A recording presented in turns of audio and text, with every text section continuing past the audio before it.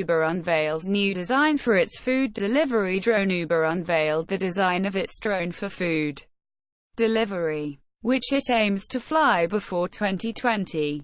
The drone, meant for vertical takeoff and landing, features rotating wings with 6 rotors and can travel a maximum of 8 minutes, including loading and unloading. The total flight range is about 29 kilometers, with round-trip delivery range of about 19 km/h. Google brings its .new shortcut domains to Microsoft Medium a year after rolling out .new links like doc.new or sheet.new that work like shortcuts to instantly create new Google documents.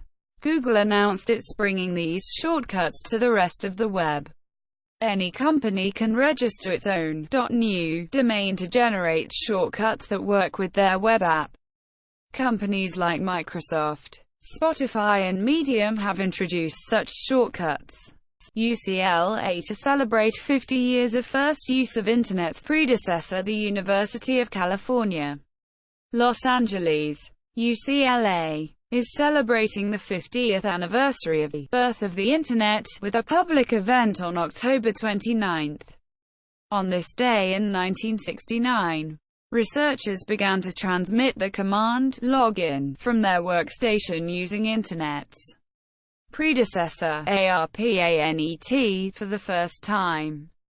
The system crashed after the first 2 letters, LO, had been sent.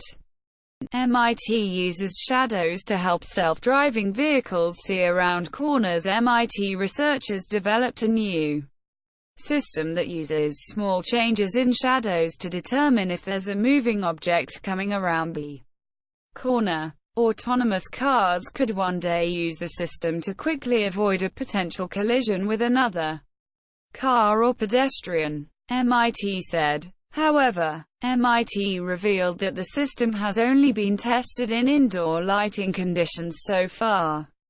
Google owner Alphabet makes an offer to acquire Fitbit.